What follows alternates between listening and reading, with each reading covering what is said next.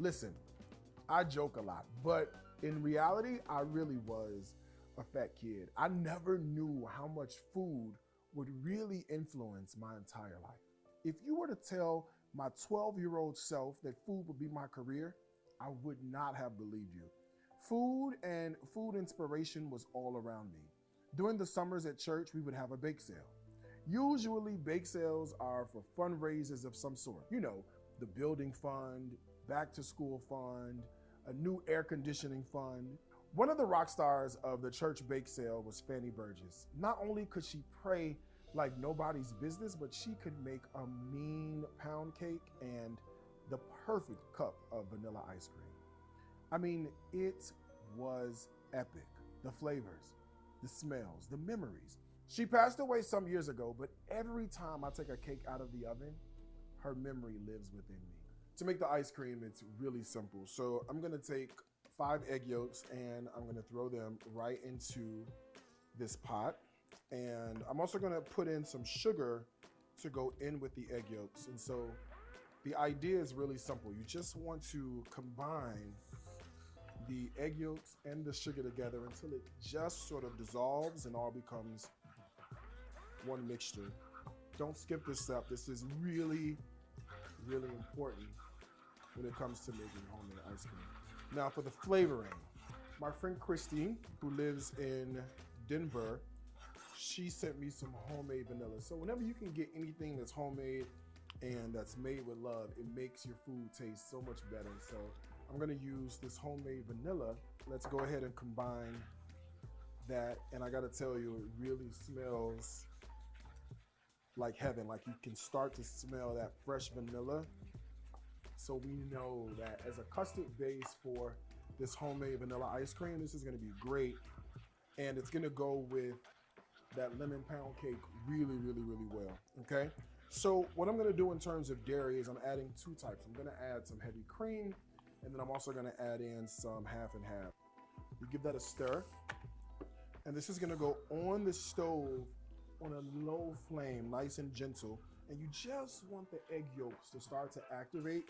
And what'll happen is this is gonna thicken slightly, then we're gonna add it to an ice cream maker, let it churn, and we're gonna have perfect ice cream. For the pound cake, I'm gonna start by adding in some cream cheese into our mixer.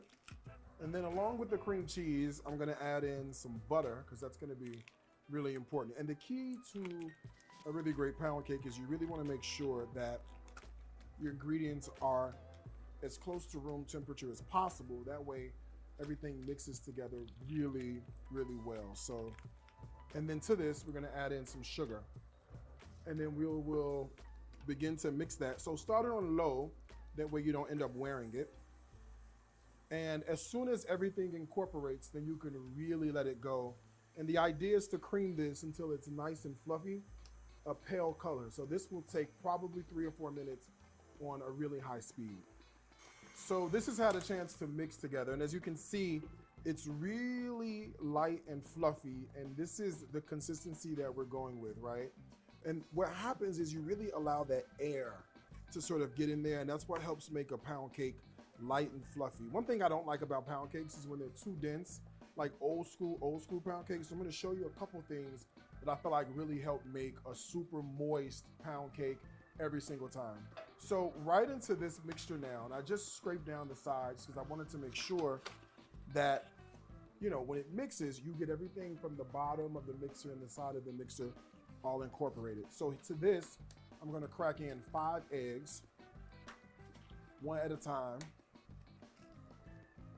Well, in this case, 2 at a time. And then I'm gonna mix the eggs in carefully. Not all the way, just sort of get them nice and broke up. All right, so that's 2. Here's our 3rd one. And I'm gonna add a 4th as well. And then that goes back on. And then let's add our last egg right to the mixture. See? All right, we'll let that go until it's nice and combined. All right, remember I said you wanna make sure you scrape down the sides after every time, just to make sure that everybody is like all incorporated. I'm gonna add in some flavor. So I'm gonna add in some vanilla extract. And then I'm also gonna add in some lemon extract at the exact same time. I just feel like the lemon is really, really strong, and so what happens, the vanilla has a chance to balance out those flavors. Now let's add in some of our dry ingredients. So the first is going to be some baking powder. All right, and then the next is the flour. So I'm gonna put in 3 cups of all-purpose flour. All right, and then we'll mix this on low. All right, and then we can scrape down the sides of the bowl just to make sure, again, everything is really incorporated. That's looking good. This is a really thick batter. So if I was doing like a regular traditional pound cake, this would really be where you would stop, right? Because pound cakes are really, really thick. But what I find about a super, super thick pound cake is that it's kind of dry. And the one thing I don't like is a dry pound cake. So to make it moist, we add in moisture. So I'm gonna add in some buttermilk right into the mixer. And that buttermilk is going to react with the baking powder, which is gonna really help us achieve a nice rise, but also a super moist cake that's a little bit more lighter than a regular dense, super, super dense pound cake. This is looking good and it smells amazing. So we can cut the mixer off, right? Look at our batter. Our batter is looking really good. So I'm just gonna scrape off the batter from the paddle. And then I'm gonna show you what I do to prepare the bundt pan, which is really easy. It's not even that hard to do. But the key is you just wanna make sure you do it really, really well. So I'm gonna spray this pan really, really well. When I say spray it well, that's what I mean. It doesn't make sense to go through all of this work to get this beautiful, luscious pound cake batter, and then you can't get it out the pan. You know what I mean? What we're gonna do is we're gonna just drop this in evenly, like in even dollops, all around the pan. I'm just being sure to scrape the entire bowl, because what I wanna do is I wanna make sure I don't leave a drop of cake batter in here. So far, so good. All right, my oven is at 325 degrees, right? So what I can do is I can take this and I can drop this right into that hot oven. But before I do that, here's the key. You saw when I was putting this in, I did dollops. So what happens is there's air that gets trapped underneath each time you do a dollop. So if you just do a little tap like this, it releases the air, and then this can go right into that hot oven. And into the hot oven it goes. Here's the bite of cake.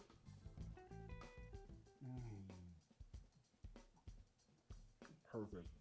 You can have this any day of the week. This is fantastic. I mean, it really is. The cake is perfectly cooked. It's super moist. Ice cream is luscious. Give it a try. You'll love it.